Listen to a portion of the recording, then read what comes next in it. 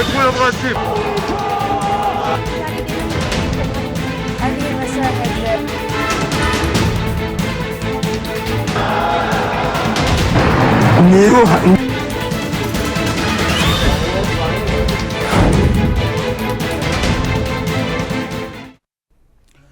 नमस्कार, आप देख रहे हैं इंडिया वॉइस और मैं हूं आपके साथ पुष्पेंद्र चौधरी।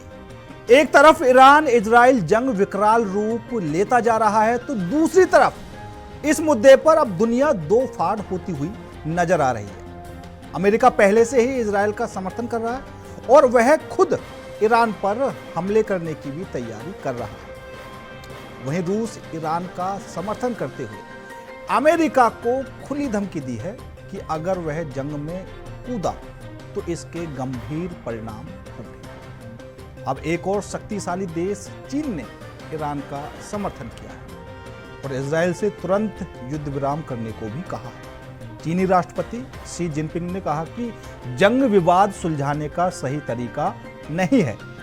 चीनी राष्ट्रपति ने दो टूक लहजे में कहा है कि अंतर्राष्ट्रीय विवादों को सुलझाने का सही तरीका युद्ध कभी नहीं हो सकता। इससे पहले चीन ने 5 दिनों की जंग पर चुप्पी तोड़ते हुए कहा था कि बीजिंग इस गहराते युद्ध से चिंतित है। उधर रूस ने अमेरिका को भी खुली धमकी दी है कि अगर उसने इजराइल को ईरान के खिलाफ युद्ध में सैन्य सहायता दी तो यह अत्यंत खतरनाक होगा। अब समस्या यह है, ना तो ईरान झुकना चाहता है और साफ तौर पर उसने ऐलान जंग का भी ऐलान कर दिया है। साफ तौर पर वो अब चाहता है कि जंग हो। अमेरिका को भी धमकी दे दी है कि अगर अमेरिका जंग में कूदा तो उसको भी गंभीर परिणाम यहां पर भुगतने पड़ सकते हैं। सबसे बड़ी समस्या है कि ईरान और इजराइल की इस जंग में जो खतरा है, जो संकट में है, वो है मिडिल ईस्ट। अगर सभी देश मानवता की बात करते हैं, सभी संगठन मानवता की बात करते हैं, तो आखिर क्या वजह है कि अभी तक इस युद्ध को नहीं रोका जा रहा है? संकट में दुनिया है। अगर इसी तरह दोनों की लड़ाई लगातार चलती रही तो जो तीसरा विश्व युद्ध है उसकी आहट भी दिखाई दे रही है।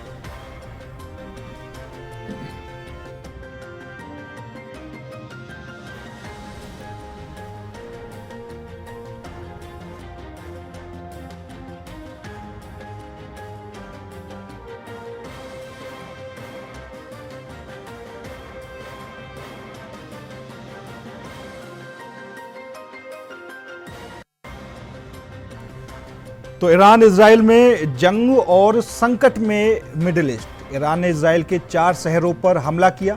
रमतगान, तेल अवीम, होलोन, बीशेरबा शहर का जो हॉस्पिटल था, सोरोका हॉस्पिटल। 13 जून को क्या कुछ हुआ? ईरान पर 200 फाइटर जेट से इजराइल ने हमला किया। 18 जून को ईरानी नागरिकों को व्हाट्सएप डिलीट करने का आदेश दिया गया। 13 जून को ईरान ने पलटवार किया। इसे 2 प्रॉमिस 3 नाम दिया। सैकड़ों मिसाइलें दागी गई इजराइल। इजरायली ऑपरेशन में ईरान के 14 वैज्ञानिक, 20 से ज्यादा मिलिट्री कमांडर ढेर हो गए। 17 जून ईरान से 600 से ज्यादा विदेशी अजरबैजान के रास्ते निकाले गए। 14 जून ईरान ने इजरायली रक्षा मंत्रालय को निशाना बनाया। ईरान का इजराइल में मोसाद हेडक्वार्टर पर हमला।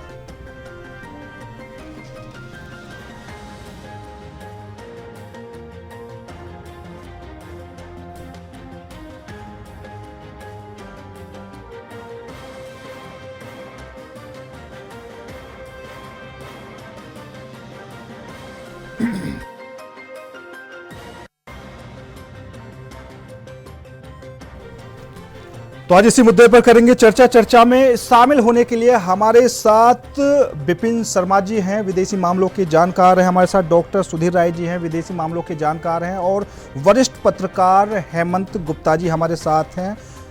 तो आज इसी मुद्दे पर करेंगे चर्चा। सबसे पहले आप सभी मेहमानों का बहुत बहुत धन्यवाद हमारे साथ इस कार्यक्रम में शामिल होने के लिए। और विपिन शर्मा जी, सबसे पहला सवाल मेरा आपसे रहेगा, ये जो फिलहाल की स्थिति बनी हुई है इसमें कई देश अब बीच में आ चुके हैं। रूस भी मध्यस्थता करने की कोशिश करने से लगा हुआ है, ठीक है। चीन भी कह रहा है कि भैया जंग से कोई फायदा नहीं है। उधर ईरान झुकने को तैयार नहीं है। G7 में आपने देखा ट्रंप बीच से छोड़कर चले गए, वहां जाकर उन्होंने बोला कि सीज फायर के लिए मैं नहीं जा रहा हूं, कुछ बड़ा होने वाला है। मोदी जी ने भी जो ट्रंप के झूठ थे वो भी साफ तौर पर नकार दिए। मतलब कई एंगल से काफी चीजें घूमती हुई नजर आ रही हैं और साफ तौर पर एक चीज सबसे स्पष्ट हो रही है कि जो ट्रंप का दोगला चरित्र है वो कहीं ना कहीं सामने निकल कर आ रहा है। जैसे वो असीम मुनीर को अपने यहाँ लंच पर बुला रहे हैं, आखिर क्या कुछ वजह है? जी धन्यवाद पुष्पेंद्र जी।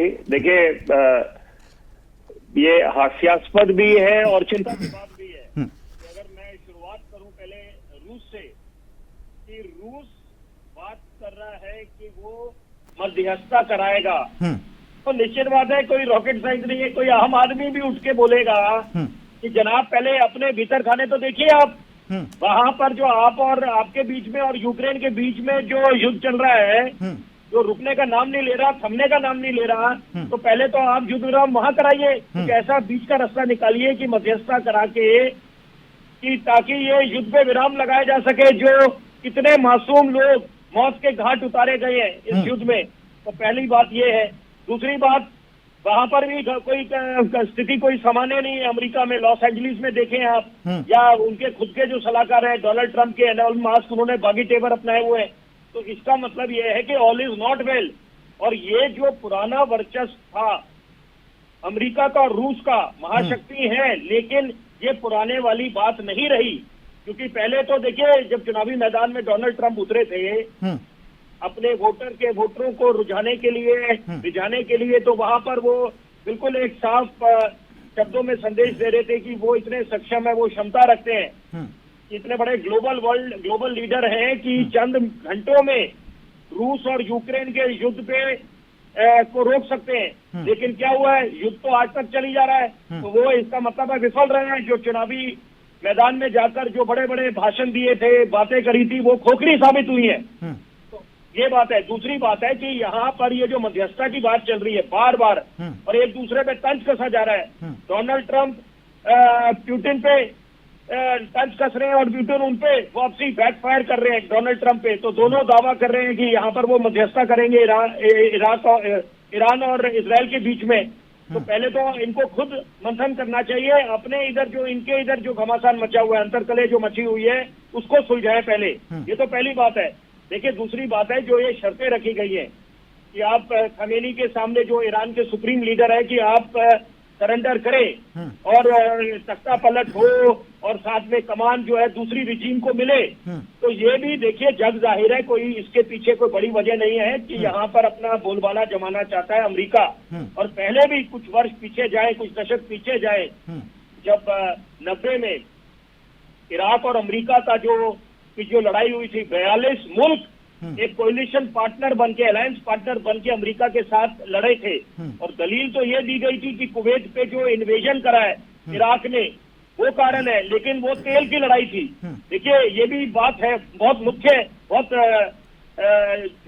हद तक वो तेल का कारण बताया जाता है। तो यहाँ पर देखिए अपनी अपनी वजह है कि जिसके कारण ये लोग, जो आपने सवाल पूछा कि क्या कारण है कि सारे मुल्क आज इस युद्ध में बीच में कूद पड़े, जबकि भली भांति सब लोग समझते हैं कि युद्ध से किसी का भला नहीं होने वाला और किसी भी हालत में, किसी भी सूरत में तीसरे विश्व युद्ध की तरफ नहीं बढ़ना चाहिए। क्योंकि दो संक्षेप में उदाहरण बोलूंगा। जब आर्थिक मंदी का दौर देखने को मिला था, चीन और अमेरिका की ट्रेड वॉर चली, एक नया अंग्रेजी का शब्द हमने सीख लिया, रिसेशन। तो वो उससे कितनी बड़ी बड़ी आर्थिक महाशक्तियां भी ग्रस्त हुई, एडवर्स इम्पैक्ट हुआ उनपे। तो इसका मतलब है कोई नहीं चाहता कि, क्योंकि जब युद्ध की स्थिति बनेगी तो वो उससे किसी का भला नहीं होने वाला। और साथ में जब सदी की सबसे बड़ी महामारी आई कोरोना, तो तब भी अर्थव्यवस्था को कितनी बड़ी चोट पहुंची। तो अभी यहाँ पर देखिए जो मध्यस्थता की बात चल रही है वो एक तरफ, लेकिन मैं एक जरूरी बात चाहता हूँ आपके चैनल के माध्यम से दर्शकों तक जरूर पहुंचे। ये भले ही आसिम मुनीर जो पाकिस्तान का नया फील्ड मार्शल बना है, हाँ जी, अपने आप सेल्फ स्टाइल्ड फील्ड मार्शल मैं उसको बोलूंगा, तो वो जो है डोनाल्ड ट्रंप के साथ वार्ता कर रहा है, तो उसके पीछे भी, और साथ में ये प्रस्ताव है जी कि उनको नोबेल पीस प्राइज अवार्ड से सम्मानित करा जाए, वो उनको नॉमिनेट करेंगे। और क्योंकि ग्लोबल इंटरनेशनल एक पीस एम्बेसडर बन के डोनाल्ड ट्रंप। तो एक तीर से प्रयास है उनका। देखिए, कोशिश ये करी जा रही है कि या इससे मतलब ये साबित करें कि डोनाल्ड ट्रंप ने मध्यस्थता कराई पाकिस्तान और भारत के बीच में, जबकि असली मुद्दा यह है, असली बात यह है, हकीकत यह है कि मध्यस्थता नहीं हुई थी, किसी ने, डोनाल्ड ट्रंप ने नहीं कराई थी। पाकिस्तान के डीजीएमओ ने हिंदुस्तान के डीजीएमओ को फोन पे ये गुहार लगाई कि ऑपरेशन सिंदूर आप बंद करें, कि यहाँ पर हमें बहुत हो गया, अब ये युद्ध से किसी का भला नहीं होने वाला। तो ये बात थी। दूसरी बात है, ये तो हम वर्तमान के G7 समिट की बात कर रहे थे। तो थोड़े समय पहले जब G7 समिट का आयोजन हुआ कुछ वर्ष पहले बियारेट्ज में, वहां पर भी जब पहले अपने कार्यकाल में थे राष्ट्रपति डोनाल्ड ट्रंप, ये तो दूसरा कार्यकाल है उनका, तो वहां पर भी उन्होंने कोशिश करी थी कि हिंदुस्तान के सामने प्रस्ताव रखे, नरेंद्र मोदी प्रधानमंत्री के सामने, कि पाक कश्मीर के मुद्दे को लेकर वो मध्यस्थता कर सकते हैं। तो दो टूक एक साफ संदेश दे दिया हमारे प्रधानमंत्री ने कि कश्मीर द्विपक्षीय मामला है, यहाँ पर तीसरे सवाल ही पैदा नहीं होता है। पसंद नहीं, बिल्कुल सही बात है सुधीर राय जी। क्योंकि अगर हम देखें असीम मुनीर की जो मुलाकात ट्रंप के साथ हुई है, साफ तौर पर यह दिखाया गया कि एक लंच के बहाने उनको बुलाया गया, लेकिन जो सुर्खियां हैं, जो चर्चाएं हैं, वो ये हैं कि अगर अमेरिका इस जंग में कूदता है, क्योंकि साफ तौर पर वो इजराइल का समर्थन कर रहा है, और अगर वो ईरान पर हमला करेगा तो उसको पाकिस्तान के जो एयरबेस है वो अपने कंट्रोल में लेने पड़ेंगे, जिससे वो ईरान पर हमला कर चुके। लेकिन यहां पर समस्या यह है कि अगर पाकिस्तान अमेरिका की बात माने तो पाकिस्तान से चीन नाराज हो जाएगा। क्या कुछ ऐसा लगता है? देखिए, पाकिस्तान चीन के कितना करीब रहा या हो गया, यह एक अलग मसला है, लेकिन अमेरिका की कठपुतली कब पाकिस्तान नहीं रहा है। अगर मैं इसे गौर से देखूं तो इराक वार के समय थोड़ा डिस्टरबेंस पाकिस्तान थोड़ा दूर था जरूर, लेकिन उसके बाद से लगातार, यानी 90s के मिड से पाकिस्तान में हरदम अमेरिकी सेनाओं का बेस लगातार बना रहा। कुछ एक सूत्र तो ये भी कहते हैं कि आज भी पाकिस्तान के एक खास एयरबेस पर अमेरिकी सेनाओं का कब्जा है या हाल फिलहाल रहा है। ऐसी स्थिति में अमेरिका पाकिस्तान को अपने साथ रखेगा ही, और वो कहते हैं ना कि दुम छल्ले आवश्यक हो जाते हैं अगर आप किसी इस तरह के कॉन्फ्लिक्ट में पड़ रहे हो जहां आप सीधे न जाएं। अमेरिका की ये पॉलिसी हरदम रही है, वियतनाम को अगर हम माइनस कर दें, कि ये अपनी भूमि से जाके दूसरी की भूमि पर जब युद्ध करते हैं तो बहाने के लिए या सपोर्ट के लिए एक दूसरा विकल्प हरदम होता है। इसमें इजराइल को देख सकते हैं आप, अफगानिस्तान में पाकिस्तान को देख सकते थे आप, आज भी पाकिस्तान उतना ही इंपॉर्टेंट है। अब दूसरी बात आती है कि पाकिस्तान को क्यों कर इन्होंने इसी बीच बुलाया। आप देखिए, एक इंपॉर्टेंट समिट चल रही हो और अगर एक हेड ऑफ स्टेट को उस समिट के बीच से बहुत इंपॉर्टेंट होने वाला है कह के निकलना पड़े, और वो बहुत इंपॉर्टेंट होने का आउटकम अगर 2 ट्वीट और एक लंच दिख रहा है, तो सिर्फ इतना तो नहीं होगा। और अगर इतना नहीं है तो वो डिसीजंस क्या होंगे? क्या पाकिस्तान भी एक फ्रंट पर अगर ईरान पे अटैक करने की नौबत आए तो पाकिस्तान भी एक साइड बनेगा? मैं दावे के साथ कह सकता हूं वो बनेगा, और ये स्पष्ट दिख रहा है। लेकिन यहां पर फिर एक बात तो ये क्लियर हो जाती है कि ये जो आपस में समर्थन करने की बात करते हैं और इस्लामिक देश एक होने की बात करते हैं, तो फिर ये जो पाकिस्तान का भी दोगला चेहरा है वो भी क्लियर हो जाएगा फिर तो। इस्लामिक देश और रेडिकल देश दो अलग अलग शब्द समझिए, क्योंकि मुस्लिम उम्मा के नाम पर जिन लोगों को वो जुटाने की कोशिश करते हैं वो कभी एक थे ही नहीं। सऊदी अरबिया और ईरान का कॉन्फ्लिक्ट आप देख लीजिए, इराक ईरान 8 साल से अधिक, 9 साल से अधिक बल्कि लगातार जंग में क्यों रहे? खिलाफत की जो जंग है कि मैं खलीफा या तुम, ये तो पूरी मुस्लिम उम्मा में बड़ी मजबूती से पहले से फैली हुई है। पाकिस्तान एटॉमिक एनर्जी पा जाने के नाम पर ये इस्लामिक बम कह के और खुद कह के कि ये मैं मुस्लिम देशों के रहनुमाई में के लिए मैं ये ले आया हूं, मुस्लिम बम है ये, इस्लामिक बम है ये। तो हर कोई इस इस्लाम के नाम पर वो इकट्ठा होने की कोशिश करते हैं, जो कभी है नहीं। हाँ, गाहे बगाहे इजराइल के खिलाफ उसी रेडिकल नेशंस का एक संगठन या रेडिकल ऑर्गेनाइजेशन को, अब तो ये भी नहीं कह सकते कि नेशन, हाँ, क्योंकि जिस तरह से अभी इजराइल पे अटैक हुए और हमास और भी बाकी सारे होती सब कुछ, मैं सबका जिक्र नहीं करना चाहता, सभी लोग समझ ही रहे हैं, तो वो सारे अगर इकट्ठे हो रहे हैं तो रेडिकल नेशन, और ये रेडिकलाइजेशन वाली जो नेशंस हैं, इनके साथ सबसे बड़ी समस्या ये है ना कि ये पिट के भी इनकी लाइफ बड़ी स्ट्रांग होती है, ये मार खाते हैं और अपनी ऑडियंस को, अपने जो कह लो कि सोसाइटी के लोगों को ये समझाने में भी कामयाब रहते हैं कि धर्म के नाम पे कुर्बान होने का तरीका है। हाँ। इजराइल के खिलाफ जंग में ईरान इसी फार्मूले का इस्तेमाल कर रहा है। कितने इकट्ठे होंगे? और पाकिस्तान तो खैर, अगर आप याद करें जिस दिन अफगानिस्तान से अमेरिका निकला था, हाँ। तो आईएसआई के एक एक्स चीफ का बयान था कि मैं ऑन रिकॉर्ड कह देना चाहता हूं कि इससे पहले कोई ये कहे कि हमने अफगानिस्तान में अमेरिका के हाथों ही अमेरिका को हरवाया है, तो जिसकी स्टेट पॉलिसी डुबिसिटी और मौका का फायदा उठाने वाली हो, उसको आप कैसे उम्मीद कर सकते हैं कि ईरान के साथ वो खड़े होंगे? जी हेमंत गुप्ता जी, क्योंकि अभी जो अमेरिका करने से लगा हुआ है उसको देखकर ऐसा लग रहा है कि वो एक तरह से चौधरी बना हुआ है और हर किसी को अपने हिसाब से ये खेल खिलाना चाहता है कि भैया आप ऐसे करो, आप ऐसे करो। तो वो यहां पर देखने को मिल रहा है फिलहाल की स्थिति में, ठीक है। और ये भी लग रहा है कि अगर अमेरिका जल्द ही इजराइल के समर्थन में खड़ा नहीं हुआ, ईरान पर हमले नहीं किए, जैसी स्थिति फिलहाल बनी हुई है, तो क्या ईरान इजराइल पर हावी हो सकता है? देखिए पुष्पेंद्र, हाँ। 2-3 बातों को समझना जरूरी है। इंटरनेशनल टेरिटरीज पर अगर आप बात करते हैं तो हमें ये समझने की जरूरत है कि अमेरिका ऐसा कह क्यों रहा है। क्या वो हकीकत में ऐसा करेगा हमला? तो एक सवाल में आपको मैं बता दूं, जवाब दे दूं, न सिर्फ में अमेरिका किसी भी कीमत पर इस पर हमला नहीं करेगा। कारण है इसके पीछे, समझिए। अमेरिका की जो फजीयत हो चुकी है अफगानिस्तान वगैरह चुके मुल्कों में कई बार हो, तो वो मालूम है कि अगर वो इंटरफेरेंस करता है तो उसको जब तक जंग खत्म नहीं होगी तब तक वो बाहर नहीं निकल सकता। यदि वो बाहर निकलता है तो उसके ऊपर जो लोगों का ट्रस्ट है और जो उसके लोगों का, मतलब खुद अमेरिकन जो आर्मी फोर्स का जो ट्रस्ट है, वो उसके नेता से उठ जाएगा। अभी आप ये देखिए कि ट्रंप को फोन करके पुतिन ने कहा कि भाई आप ईरान इजराइल के युद्ध को खत्म करने के लिए प्रोसीड करें, तो ट्रंप ने एक सुर में क्या कहा पुतिन को, पहले आप अपने यहाँ का युद्ध देख लो, हम इसको देख लेंगे, मिडिल ईस्ट की चिंता आपको नहीं करनी।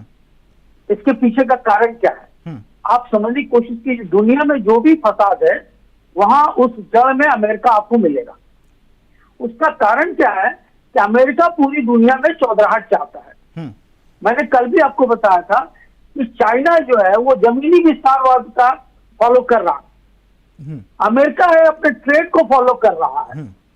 और आज जो ईरान और इजराइल में जो हो रहा है, इजराइल अमेरिका का बहुत बड़ा समर्थक है और अमेरिका इजराइल का बहुत बड़ा समर्थक है। आप समझिए कि एक समय था कि इजरायली खुफिया एजेंसी मोसाद का जिक्र होने के बाद ही आपके जहन में आएगा कि दुनिया का ऐसा इंटेलिजेंस, ऐसा विभाग जो अपनी इंटेलिजेंसी और अपने कार्यों के बारे में किसी को बताता तक नहीं, पता नहीं चलता। और इसने हमास चीख को मारने से लेकर हिजबुल्लाह को खत्म करने तक की प्लानिंग रखी थी। यही वो मोसाद है जो 65 साल पहले एक एडोल्फ को पकड़ा था, इस्माइल को, जो 60 लाख यहूदियों के मौत का कारण बना था। आज यही इजराइल अपने वजूद की लड़ाई में रहा और अमेरिका को पता है कि अगर इजराइल का वजूद मिटा, क्योंकि जिस तरीके से मिसाइल को लेकर के ईरान इजराइल पर अब हावी होने जा रहा है, ये कभी किसी ने सोचा नहीं था। तो अब अमेरिका को लग रहा है कि अगर इजराइल कमजोर पड़ा तो उसके साथ साथ उसके वजूद को भी खतरा पड़ेगा और कहीं ईरान उस पर अटैक ना करे, क्योंकि अमेरिका को यह मालूम है कि उसने जो ईरान के इर्द गिर्द में अपने आर्मी डिप्लॉय किए हैं, तो ईरान को डर है, लेकिन यह भी पता है कि ईरान के समर्थन में रूस भी है और चाइना भी है। तो अमेरिका वर्ल्ड वॉर की तरह नहीं ले जाएगा, क्योंकि चाइना और रूस के साथ वो कॉन्फ्लिक्ट नहीं चाहता है। तो अमेरिका का जो स्ट्रेटजी है वो ये है कि हम कहें कि भाई हम 60 दिन का मौका दिए थे ईरान को एक डील कर लेना चाहिए था, मेरे पास बहुत अच्छी डील थी, ईरान ने इसको लूज कर दिया। जिस तरीके से ईरान इजराइल पर हमला कर रहा है उसको लेकर के इन्होंने कहा कि भाई हमारे पास जो ब्लस्ट बंकर जो है 32 किलोग्राम का, उसको या जो इनके सेजल के खिलाफ में यूज करेंगे, या जो इनका पोर्ट का जो है नेताज का जो इनका न्यूक्लियर जो वर्क चल रहा है जहां, उसके लिए डिमोलिश करने के लिए दुनिया को एक ऐसी धमकी दे रहे हैं कि लोगों को लगे कि अमेरिका इस पर कूदेगा। लेकिन आप बात मानकर चलिए, अमेरिका इसमें कूदेगा नहीं, पर वो अपनी धमकी दे रहा है और इसी वजह से अमेरिका की रेपुटेशन आज खराब हो रही है। जो यूक्रेन का युद्ध है, नाटो का सदस्य बनाने के नाम पर अमेरिका ने यूक्रेन को गलत जगह ढकेला। आज उसकी स्थिति, इकोनॉमिकल स्थिति इतनी खराब है कि वो 20 साल उसको डेवलप करने में लग जाए। बिल्कुल विपिन शर्मा जी, बात वही आ रही थी जैसा हमने परसों बात की थी कि ट्रंप कहीं ना कहीं बहुत ज्यादा कंफ्यूज लग रहे हैं, और अभी जैसा हेमंत गुप्ता जी ने कहा कि अगर इजराइल थोड़ा सा खतरे में आया तो जो अमेरिका का वजूद है उस पर भी बात आ जाएगी। अब उसका रीजन ये है कि अगर वजूद की बात हम करते हैं तो जैसे अफगानिस्तान में अमेरिका की सेना थी, उन्होंने वापस बुला लिया, अफगानिस्तान पर तालिबान का कब्जा करवा दिया, तो तब अमेरिका का वजूद कहां गया था। दूसरा, वो जो दोहरे चरित्र की बात करते हैं, ठीक है, G7 को G9 बनाने की बात करते हैं, वो कहते हैं कि इसमें रूस और चीन भी शामिल होना चाहिए। वो बोल रहे हैं कि हमने कभी विरोध नहीं किया, बराक ओबामा थे वो विरोध करते थे। कल उनका एक बयान और सामने आया कि मोदी जी अच्छे इंसान है लेकिन मुझे पाकिस्तान से प्यार है। क्या है समझ में नहीं आ रहा। जी देखिए, ये जो कूटनीति होती है ये वाकई में समझ के परे होती है। तो यहाँ पर अगर हम इसको बोले कि diplomacy, and you have to be a diplomat, so that means you have to be extremely shrewd and you have to ensure कि आपका खुद का जो निजी इंटरेस्ट है वो सर्व हो, आपके राष्ट्र का जो इंटरेस्ट है वो सर्वप्रथम सबसे पहले। तो यही बात है कि यहाँ पर वो किसी से बिगाड़ना भी नहीं चाहते, तभी G7 को G9 बनाने की बात कर रहे हैं। चीन और रूस की एंट्री चाहते हैं।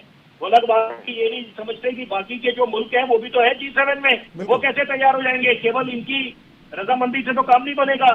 तो ये बात है पहली। दूसरी बात है कि देखिए कि वो अपने भी उनके अंदर खाने, जैसे मैंने अभी शुरुआत में बात का जिक्र करा कि उनके अंदर खाने भी घमासान मचा हुआ है, तो वहां पर एक साथ सारे दुश्मन नहीं बना सकते। और यहाँ पर वो अगर समझे कि खुल के इंडिया के साथ खड़े हो जाए, हिंदुस्तान के साथ खड़े हो जाए, तो वो पाकिस्तान का भी उनको साथ चाहिए, क्योंकि ये कई मुल्क ऐसे हैं जो प्रॉक्सी वॉर लड़ते हैं। चीन को महारत हासिल है इसमें। और ईरान की भी बात करें, जो इजराइल के साथ इस युद्ध में करा है, तो वो क्या है कि हमास का जो साथ दिया, हुतीस का साथ दिया, हिजबुल्लाह का साथ दिया। तो ये बातें देखिए, साथ है कि पीछे खड़े होकर आप वार करते हैं। अब अलग बात है कि सामने आ गया ईरान, लेकिन अभी जरूरी बात है कि जो आपकी कूटनीति होती है, जैसे हिंदुस्तान की जो कूटनीति है वो तटस्थ है, लेकिन अमेरिका जो है यूटर्न लेता रहता है। एक तरफ बात करेंगे कि डोनाल्ड ट्रंप की Modi is my very good friend, लेकिन Pakistan is also very good.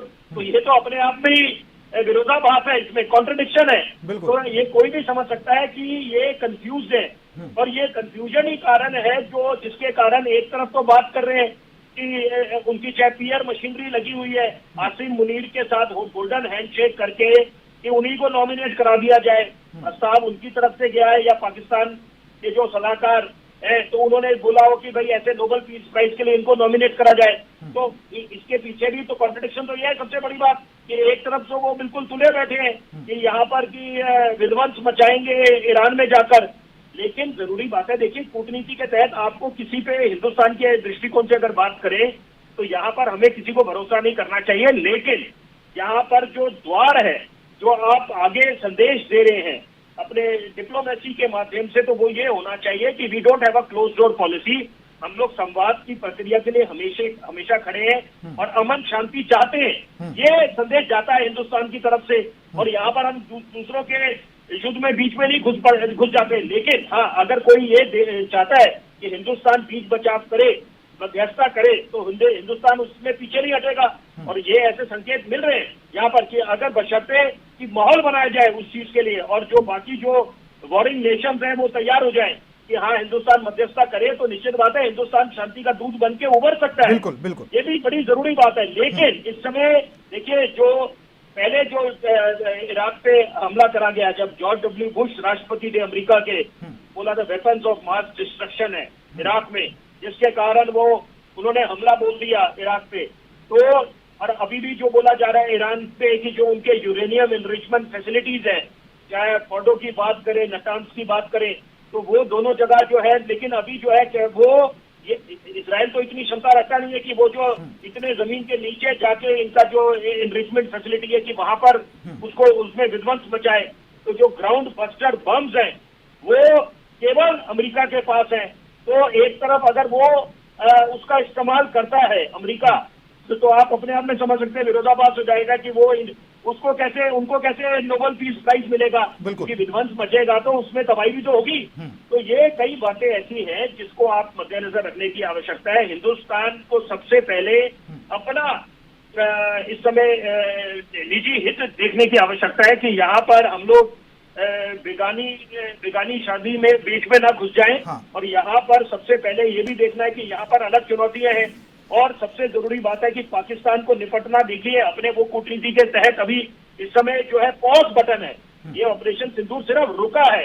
अगर पाकिस्तान दोबारा अपनी कोई नापाक हरकत करेगा तो वहां पर उसको मुंह तोड़ जवाब मिल जाएगा, ये संदेश जा चुका है। तो यहाँ पर जितने भी उनके साथ प्रॉक्सी में खड़े हुए हैं तो उनको भी ये संदेश मिला है, क्योंकि चीन ने भी दबी जुबान में इसकी निंदा करी थी, जो पहलगाम में निहत्थे सैलानियों को मौत के घाट उतारा गया। लेकिन चीन पे आप भरोसा नहीं कर सकते, क्योंकि असल मायने में तो हमारा दुश्मन हिंदुस्तान का तो चीन है और पाकिस्तान दूसरे नंबर का दुश्मन है। तो यहाँ पर लेकिन आपको डायलॉग और डिस्कशन के लिए तैयार रहना है, ताकि अंतर्राष्ट्रीय पटल पे जितनी बड़ी बड़ी संस्थाएं हैं, मुल्क है, उनको ये ना लगे कि हिंदुस्तान वार्ता के लिए तैयार नहीं है। और हिंदुस्तान तो हमेशा से वार्ता के लिए तैयार है, और जो छवि है हिंदुस्तान की वो है हम लोग अमन पसंद मुल्क है। और संक्षेप में एक बात जरूर जोड़ूंगा, कुछ मुल्क ऐसे हैं जिनकी विस्तारवाद की मंशा है, और कुछ मुल्क जो है जो ये अपने मोनोपोली चाहते हैं, कि बोलबाला चाहते हैं कि व्यापार में अमेरिका उसमें अव्वल दर्जे पे है। और चीन की अगर बात करें तो विस्तारवाद की उनकी एक्सपेंशनिस्ट पॉलिसी है, हमेशा से मंशा रही है कि कैसे करा जाए। और 14 मुल्कों के साथ उनका सीमा में जो सीमा जिनके साथ लगती है मुल्कों के साथ, उसको लेकर अभी भी वाद विवाद है। और इसी की तुलना हिंदुस्तान की करें, बिल्कुल, हमने लगभग अपने पड़ोसियों के साथ वाद विवाद जो सीमा को लेकर है उसको सुलझा दिया है। ठीक है सुधीर राय जी, क्योंकि ट्रंप ने असीम मुनीर को तो बुलाया है, मोदी जी को भी बुलावा भेजा था, लेकिन मोदी जी ने उनका जो ऑफर था वो ठुकरा दिया। उन्होंने बोल दिया कि भैया जो मेरे प्रोग्राम है वो पहले से ही तय है, मुझे क्रोएशिया जाना है, जो भी है। और कल एक बात और बिल्कुल साफ तौर पर स्पष्ट कर दी, ये जो ट्रंप के द्वारा झूठ फैलाया जा रहा था, ट्वीट किए जा रहे थे कि मैंने भारत पाकिस्तान का सीज फायर कराया। मोदी जी ने साफ बोल दिया कि ना तो ट्रेड डील को लेकर कोई बात हुई और ना ही सीज फायर को लेकर ट्रंप से कभी कोई बात हुई। जो विदेश सचिव है विक्रम मिस्री, उन्होंने भी 4-5 मिनट का वीडियो अपलोड किया और साफ तौर पर जो भी कहानी थी वो उन्होंने बयां कर दी। देश के अंदर अभी भी कांग्रेस की तरफ से वही कहा जा रहा है कि भैया ट्रंप बोल रहे हैं और प्रधानमंत्री जी चुप क्यों है। लेकिन जब प्रधानमंत्री जी खुद बोल रहे हैं अब तो सबको मान लेना चाहिए। हालांकि यहां पर जो बात हो रही है वो ट्रंप की जो दोगला चेहरा है उसको लेकर। नहीं, देखिए किसी भी देश की इंटरनल पॉलिटिक्स में हरदम ये रहा है कि उसके इंटरनेशनल अफेयर्स और डिप्लोमेटिक रिलेशंस पर विपक्ष क्वेश्चन खड़ा करेगा, और वो उनको करना भी चाहिए, क्योंकि अगर वो नहीं करेंगे तो करेंगे क्या। हाँ। लेकिन उन पॉलिसीज को चैलेंज करते समय आपको फैक्ट से डेविएट नहीं होना चाहिए। सच्चाई ये है कि हो सकता है, मैं इसे 2 टुकड़े में या 3 टुकड़े में करके अगर आपको समझाऊं, 2-3 चीजें हो सकती हैं। नंबर 1 कि अगर पाकिस्तान ने पहल की सीज फायर की, तो जरूरी नहीं है कि वो डायरेक्टली इंडिया से ही बात करेगा। पहले वो आलमी बिरादरी में गया होगा कि भाई हमें इंडिया से बचाइए। हो सकता है उस क्रम में अमेरिका ही उसका माई बाप है, तो वहां उसने गुहार लगाई हो, और उसके बाद उन्होंने उस तरह की बात की हो तो उन्हें लगता हो कि सीज फायर हमने कराया। या बात इतनी न भी हुई हो, लेकिन ट्रंप को जो ब्रीफिंग दी गई हो कि बात क्या की गई और ब्रीफ क्या किया गया। सो डिप्लोमेसी में कई बार ऐसी चीजें होती हैं जहां फ्रंट पे कुछ और बैकडोर कुछ और होता रहा है। और समाज में राजनीति करने वालों के लिए, विपक्ष के लिए वो विंडो देना ही पड़ता है गवर्नमेंट को, जहां वो क्रिटिसिज्म करें। एक डेमोक्रेटिक सिस्टम है। हम अगर भारत के नजरिए से देखें तो अगर कांग्रेस पार्टी बहुत ज्यादा ट्रंप के उन बयानों के आधार पे क्वेश्चंस खड़ी कर रही है कि आपकी डिप्लोमेसी फेल हो गई, आपकी फॉरेन पॉलिसी फेल हो गई, तो उतना ही विंडो उनके पास है। उससे देश में कोई ओपिनियन बनना या बिगड़ना नहीं होता। हाँ ठीक है, विपक्ष को एक लगता है कि हमने अपनी बात कह दी। सच्चाई ये है कि अमेरिका अपनी विदेश नीति को लेकर भारत के प्रति या पाकिस्तान के प्रति दोनों से दुराव नहीं रख सकता। क्यों? क्योंकि व्यापार का एक बड़ा हिस्सा हमारा उनके साथ जुड़ा हुआ है, जो पाकिस्तान के साथ उतना व्यापार नहीं। नंबर 1। नंबर 2, जो मैं देख पा रहा हूं कि क्वाड की जो पोजीशन है, चाइना को जो काउंटर बैलेंस करने की जो स्थितियां हैं अमेरिका की, उन दोनों में स्ट्रेटेजिक पॉइंट ऑफ व्यू से भी अमेरिका भारत से बहुत पंगा लेने की कंडीशन में नहीं। लेकिन अब ट्रंप की मेक अमेरिका ग्रेट अगेन की जो पॉलिसी थी, जिसमें इन्होंने बड़े वादे किए, जैसा विपिन शर्मा जी भी कह रहे थे, तो उस पॉलिसी के अगेंस्ट आप जब बिहेव करते हैं तो आपकी इंटरनल पॉलिटिक्स का कॉन्फ्लिक्ट विजिबल है और वो वहां पूरी तरह से दिख रहा है। अब अगर इंटरनल पॉलिटिक्स और फॉरेन अफेयर्स को आप बैलेंस करने की कोशिश में जो डुबिसिटी दिखा रहे हैं ट्रंप, वो सर्वविदित है। एक चीज और जो बड़ी महत्वपूर्ण है कि जब नेशन फर्स्ट की थ्योरी पे कोई भी राष्ट्र काम करेगा, चाहे वो इंडिया हो या अमेरिका हो, तो निस्संदेह वो दूसरे के बारे में थोड़ा कम सोचेगा। और ग्लोबल सिनेरियो यही बन रहा है कि जो पोलैरिटी ऑफ डिप्लोमेटिक रिलेशंस कभी हुआ करते थे बाइपोलर वर्ल्ड के दौर में, वो अब पोलैरिटी पोरस हुई है। अब इंडिया जैसा देश भी मजबूती से कह सकता है कि अमेरिका ठीक है आपने बुलाया, लेकिन मेरी अपनी प्रायर एंगेजमेंट्स हैं, हमें वहां जाना है, थैंक यू। हम ये खुल के कह सकते हैं कि आपका इसमें कोई रोल नहीं था। ये दोनों बातें अंतर्राष्ट्रीय समुदाय में मजबूती से कम्युनिकेट हुई हैं और ये बातें हमारी इंटरनल पॉलिटिक्स में भी कम्युनिकेट हुई हैं। वो अलग बात है कि उनको एक्सेप्ट करने में उन्हें असुविधा होगी, क्योंकि एक्सेप्ट ही कर लेंगे तो वो पॉलिटिक्स का बेस उनका जाता रहता है। बिल्कुल। और सुधीर राय जी, यहाँ पर एक बात ये भी है, जैसा अभी हेमंत गुप्ता जी ने कहा था कि अमेरिका हमला नहीं करेगा, और जितने भी संगठन है, यूएन की बात करें या किसी और की, सब मानवता की बात करते हैं। अगर अमेरिका हमला करता है तो क्या उसमें मानवता को खतरा नहीं होगा? अमेरिका और मानवता, ये जो सवाल आप पूछ रहे हैं इसमें थोड़ा मैं बहुत सहमत नहीं हूं, क्योंकि कम से कम जितने भी जंग अमेरिका ने लड़े हैं या जो भी उसकी पॉलिसी रही है, आपको क्या लगता है कि यूक्रेन में मानवता बड़ा बचा ली गई है? और यूक्रेन जैसे मुल्क को जिस तरह से युद्ध में झोंका नाटो और शुरू के मतलब प्री ट्रंप अमेरिकी रिजीम ने, वो मानवता का की बात तो नहीं थी। दूसरा कि मानवता के नाम पर आप जो अभी विपिन जी भी कह रहे थे कि वेपन ऑफ मास डिस्ट्रक्शन की थियरी पे आप पूरा एक मुल्क बर्बाद कर देते हैं, तो वहां कहां मानवता रही? आपने तीन मिडिल ईस्ट के 3 बड़े डिक्टेटर्स कहे गए लोगों के में, लेकिन शासक ही थे। 3 स्टेट्स के हेड ऑफ स्टेट्स का असैसिनेशन होता है bye ABC means in past 20 years, और जब से वो होता है उस तब से आज तक मिडिल ईस्ट टर्बुलेंस से बाहर नहीं आ सका है। एक मुल्क यही ईरान था जो अपने रेडिकल अप्रोच के बावजूद स्टेबिलिटी की ओर है। बाकियों की बात मैं नहीं कर रहा हूं, उन्होंने वो रेडिकल नहीं।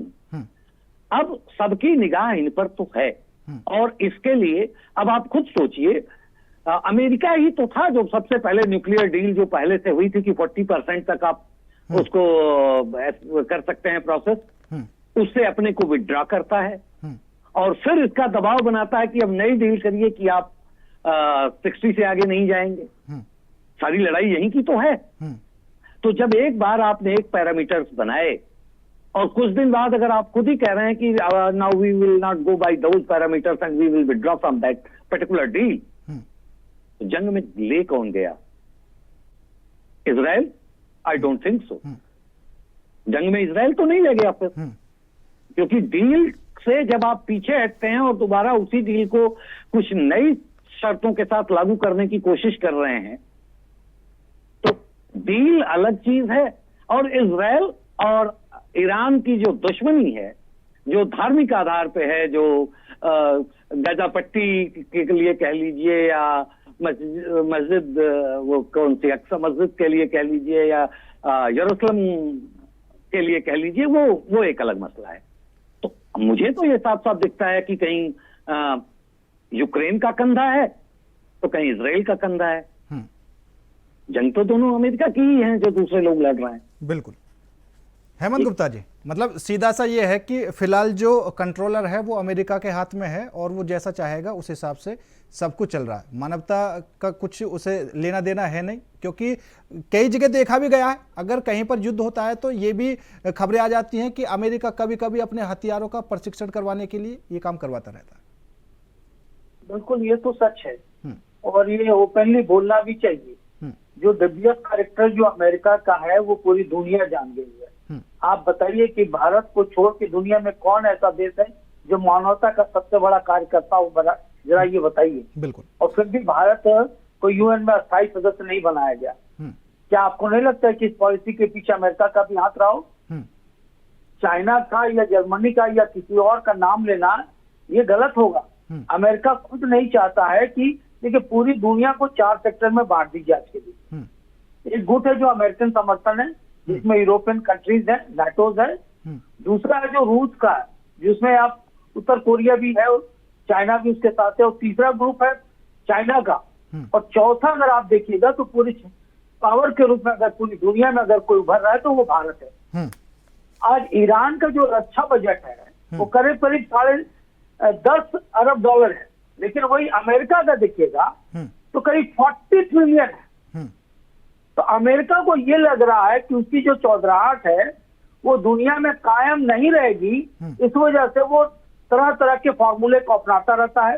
अब ये चाहे जो कह ले कि, लेकिन उसकी पीछे की नीति यही रहती है कि दुनिया को डरा करके, चाहे वो व्यापारिक तरीके से, चाहे वो फिनांस के तरीके से, चाहे वर्ल्ड बैंक के तरीके से, चाहे देखिए पाकिस्तान को IFT लगाने के लिए आज पाकिस्तान को निकाला कौन? उससे अमेरिका ही ना निकाला है। और अमेरिका की पाकिस्तान के साथ पॉलिसी क्या है? उनके फील्ड मार्शल को बुला लिया लंच पर।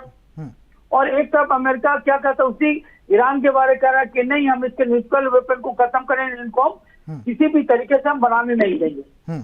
और फिर पाकिस्तान को वो सपोर्ट कर रहा है। ये मैसेज क्या कर रहा है? ये तो दुबियस कैरेक्टर को ही दिखा रहा है ना, दोहरे चरित्र का निर्माण है ना। अभी आप समझिए वो पाकिस्तान, भारत ने बड़े स्ट्रेटेजिक अटैक किए इसके ऊपर। और उन्होंने कहा कि ऑपरेशन सिंदूर जो है हमारा 2 कारणों से है। एक तो आप हमारे यहाँ जो टेररिज्म कर रहे हैं, जिसको गुड और बैड का नाम दे करके अमेरिकन कंट्रीज चाहती थे या अमेरिकन डोमिनेटेड कंट्रीज कहते थे कि गुड और बैड टेररिस्ट। भारत ने कहा ओपनली कोई गुड और बैड नहीं होता, टेररिज्म टेररिज्म है। अगर वो हमारे कंट्रीज में होगा तो हम घर में घुस के मारेंगे। अब दुनिया की कोई ताकत नहीं रोकेगी। मतलब भारत ने सीधा संदेश दिया था अमेरिका को कि हम आपकी चौधराहट को नहीं मानेंगे। बिल्कुल।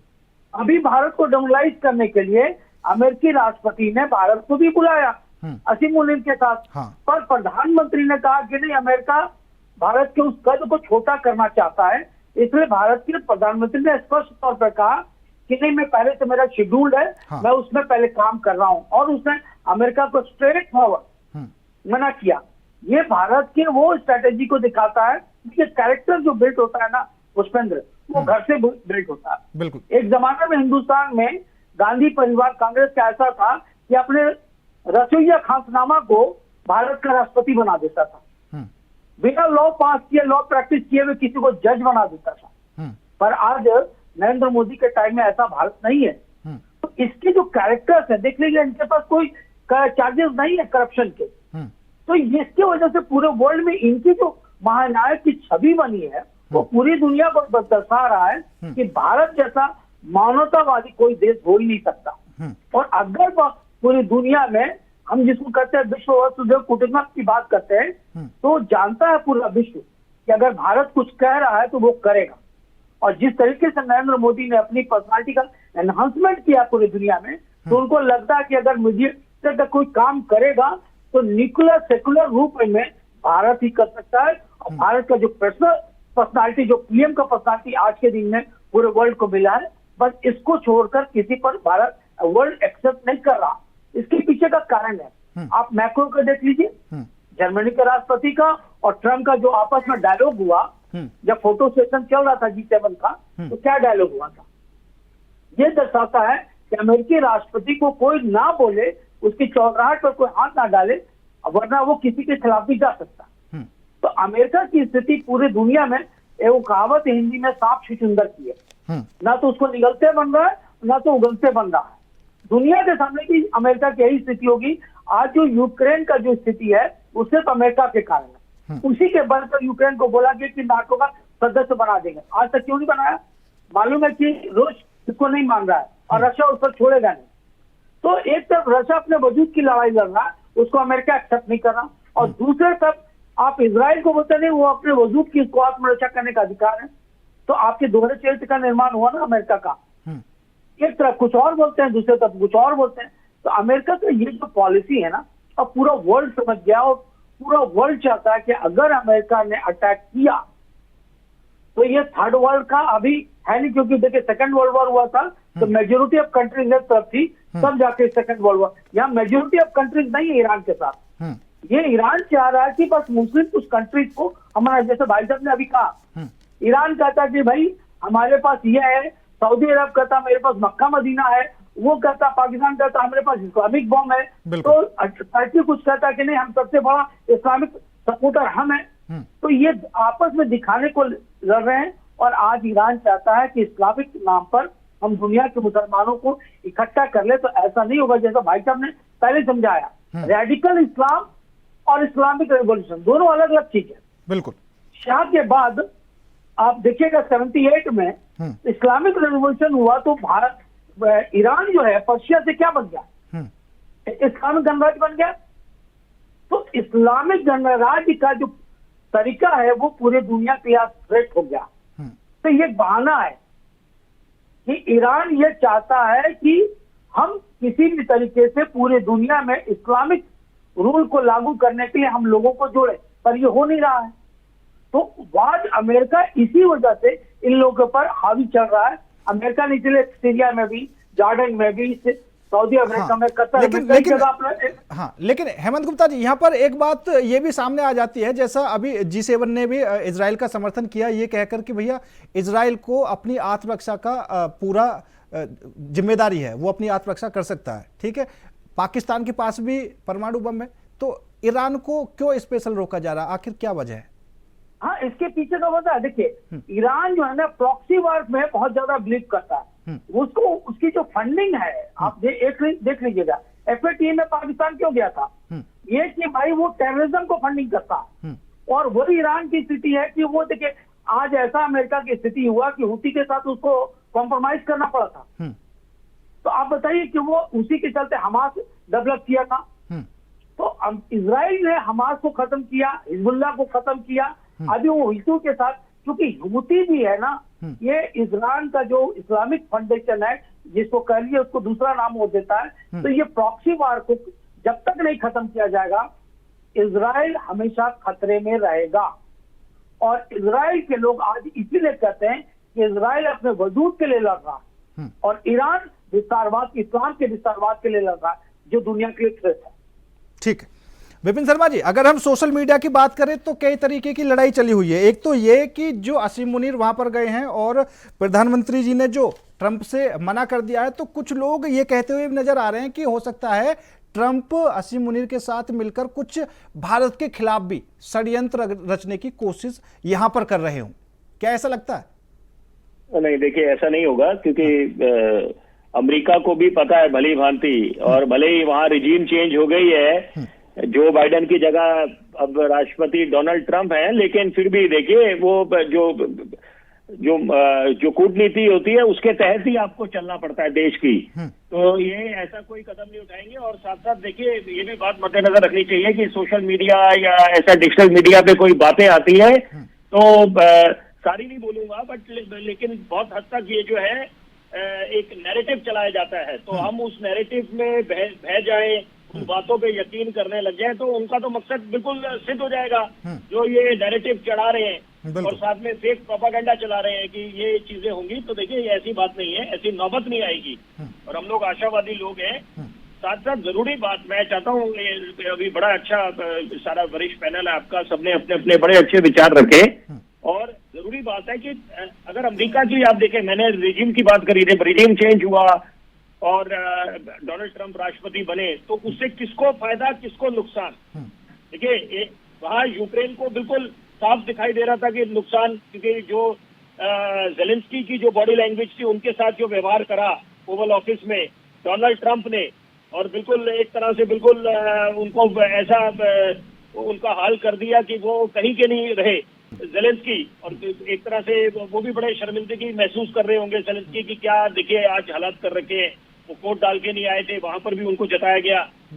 साथ साथ अगर अच्छी बात हुई इजराइल की कि इजराइल का समर्थन बिल्कुल डोनाल्ड ट्रंप की जो नीति है, कूटनीति है, वो समर्थन में उतर गए। और यही मान के चलें कि अगर डोनाल्ड ट्रंप नहीं होते, कमला हैरिस बन जाती राष्ट्रपति अमेरिका की, तो वहां पर बिल्कुल इजराइल के साथ नहीं वो खड़े होते, तो वहां पर वो समर्थन नहीं मिलता इजराइल को जो डोनाल्ड ट्रंप दे रहे हैं। तो ये बातें भी देखिए, ये भी एक होता है कि एक तो आपकी देश की कूटनीति क्या है, लेकिन साथ साथ कि एक शीर्ष नेतृत्व पे भी बहुत कुछ निर्भर करता है।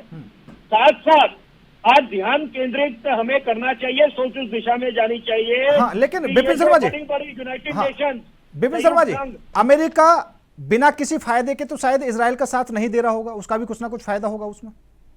निश्चित बात है फायदे में, और सबसे बड़ी बात है व्यापारी आदमी है डोनाल्ड ट्रंप। हाँ। जो बाइडेन की तो चलो बात अलग थी। हाँ। तो ये तो सब कुछ फायदे और नुकसान को मद्देनजर रखते ही करते हैं डोनाल्ड ट्रंप, और वो तो बिल्कुल साफ उन्होंने बोल दिया था अमेरिका फर्स्ट। और जो मेगा वाली बात करते हैं, मेक अमेरिका ग्रेट अगेन, तो ये बड़ी अच्छी बात है। और यही कारण है जो ट्रम्प की जो टैरिफ्स की भी बात करते हैं, हैवी टैरिफ्स इंपोज करते हैं, कि उसमें डोमेस्टिक प्लेयर जो उनके खुद के अमेरिका के, उनके हित को साधते हुए। लेकिन जरूरी बात है कि इजराइल का भी जो समर्थन दे रहे हैं, क्योंकि वो खुद भी उनका अपना इंटरेस्ट है, क्योंकि वो खुद बोल चुके हैं कि यहाँ पर जो कट्टरपंथ और ये जो आतंकी है उनके खिलाफ उनको मोर्चा खोलना है, क्योंकि वो तो खुद आतंकियों के शिकार रहे हैं अमेरिका। तो ये बातें सारी मद्देनजर रखते हुए कि प्रॉक्सी एक तरह से कि पीछे से हमला करना, यहाँ पर जरूरी बात है कि जो संस्थाएं हैं, हम यूनाइटेड नेशंस की बात कर रहे हैं, नाटो की बातें कर रहे हैं, बड़े बड़े ब्रिक्स की बातें कर रहे हैं, तो यहाँ पर इन्होंने क्या इतने वर्षों में क्या हासिल करा है? क्योंकि अगर युद्ध की स्थिति ज्यों की त्यों बनी हुई है, यूक्रेन रूस का युद्ध चली जा रहा है, इजराइल फिलिस्तीन, इजराइल ईरान, तो ये मतलब इस समय विश्व कहाँ जा रहा है? तो ये भी मुझे लगता है सोच उस दिशा में जानी चाहिए। ठीक है। हेमंत गुप्ता जी कुछ कहना चाहते हैं? प्रथम जो हमारे बच्चे हैं वहां पर, उनको उनका सेफ एग्जिट होना चाहिए, चाहे आर्मेनिया के रास्ते, चाहे। ठीक है, हेमंत गुप्ता जी। पुष्पेंद्र साहब, इसके अलावे एक कुछ बातें हैं जिस पर हम लोग को ध्यान देनी चाहिए। ईरान का कहना है कि सीरिया और हिजबुल्ला को इजराइल का कहना और अमेरिका का क्या कहना है कि ईरान ने सीरिया और हिजबुल्ला को मजबूत करने में अपना फंडिंग किया। दूसरा, इजराइल हिजबुल्ला को हथियार ट्रांसफर करने से रोकने की कोशिश हमेशा करता रहा है। 2006 में लेबनान युद्ध जो सैन्य गतिरोध जो हुआ था ना, तो इजराइल की वापसी के साथ ही समाप्त हुआ था। उसी 2006 में गाजा इजराइल का जो संघर्ष हुआ था, वो उसका परिणाम ईरान था, उसके पीछे का कारण ईरान था।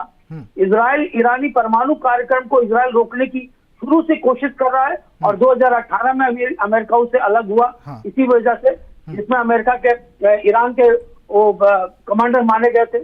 ईरान मध्य पूर्व भारत एशिया में या अमेरिकन कंट्रीज के बीच में प्रभाव बनाने के लिए अपने इस्लामिक प्रभाव का विस्तार करना चाह रहा है, जो अमेरिका डायरेक्टली इनडायरेक्टली नहीं चाहता। हाँ बिल्कुल। और हेमंत गुप्ता जी, यहाँ पर गठबंधन, हाँ, यहाँ पर एक बात ये भी देखने वाली बात है, क्योंकि एक तरफ भारत ने यूएन में जो सारे एविडेंस थे वो भी रख दिए पाकिस्तान के खिलाफ कि भैया वो आतंकवादी देश है, और दूसरी तरफ ट्रंप ये कहते हुए भी नजर आ रहे हैं कि मोदी जी शानदार इंसान है लेकिन पाकिस्तान से मुझे प्यार है। लेकिन ये तो साफ हो गया कि ट्रंप को फायदा चाहिए, उस आतंकवाद से भी कुछ लेना देना नहीं है। देखिए, ट्रम्प तो एक बिजनेसमैन, भाई साहब ने भी कहा, हाँ। मैं भी कह रहा हूँ शुरू से, सभी लोग कहे ट्रम्प एक बिजनेसमैन है। ये डिप्लोमेटिक कम आदमी चाहिए, इसको बिजनेसमैन ज्यादा चाहिए। ये हमेशा हर कोई ना कोई छोटा बड़ा कारण में अमेरिका का हाथ दिखाएगा और उसके पीछे उसका बिजनेस पॉलिसी होगा। जब से ट्रम्प आए हैं पूरी दुनिया में उथल पुथल का काम शुरू हो गया है। लेकिन मैं ये क्या बता रहा था कि अरब इजराइल का जो गठबंधन का जो काम चल रहा था उसको रोकने का भी काम किसने किया? इसी अमेरिका ने किया। ईरान गाजा पट्टी में हमास और फिलिस्तीन का जो लफड़ा उठा, इस्लामिक जिहाद की बात जो उठा और पीआईजे का जो हथियार मुहैया कराता था, उसके पीछे कौन था? ईरान था। तो ईरान से इस बात से अमेरिका को खतरा लगने लगा कि अगर ये विस्तारवाद होता है, इस्लामिक विस्तारवाद, तो अमेरिका के लिए बहुत खतरा होगा, जिसमें हूती भी था, हमास भी था, हिजबुल्लाह भी था। इसी वजह, उसी का परिणाम है कि आज वो उसके न्यूक्लियर वेपन्स को नहीं बनाने देने के लिए ईरान पर दबाव डाल रहा है। और 24-25 में इन दोनों के बीच में जो ये सीधा वॉर वो उसके पीछे था कि इजराइल के साथ भी ईरान प्रॉक्सी वॉर करवा करके इजराइल को कमजोर करना चाहता था और पूरी दुनिया को दिखाना चाहता था कि अमेरिका उसका कुछ नहीं बिगाड़ा। तो यहाँ पर अमेरिका की स्थिति ये है कि वो अपनी चौधराहट काम करने के लिए इस तरह का थ्रेट देना शुरू कर दिया है, जबकि अभी वो कुछ कर नहीं पा रहा है। ठीक, सुधीर राय जी, आप ईरान और इजराइल की जंग की आने वाले समय में क्या कुछ स्थिति देख रहे हैं?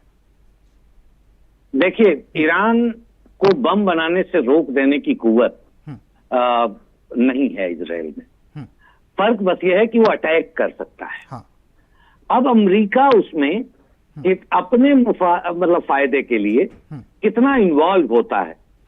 मैं जो उसका इन्वॉल्वमेंट देख रहा हूं और ट्रंप की जो मना स्थिति का मैं अध्ययन कर पा रहा हूं, आप पिछले 3 महीनों में देख लीजिए ट्रंप अपने किस वक्तव्य पे, किस पॉलिसी पे स्ट्रेट फॉरवर्ड 3 महीने रह गए हैं। मुझे कोई भरोसा नहीं।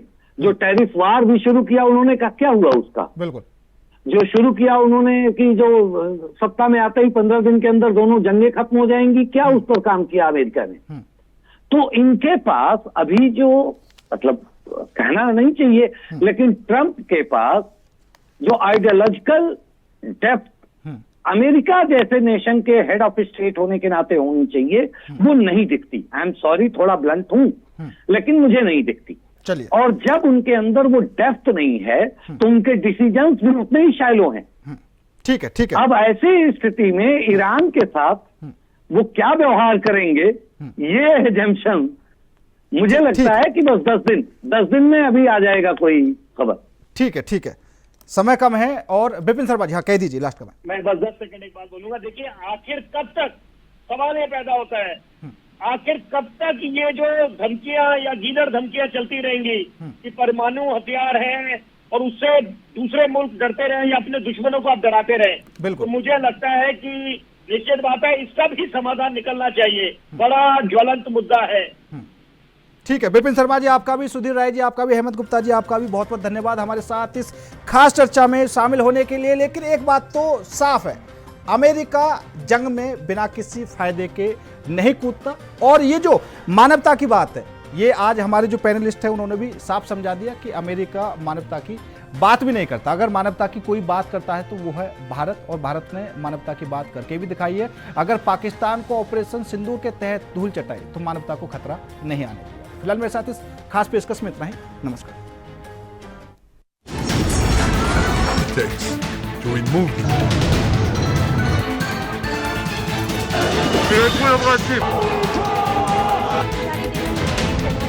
هذه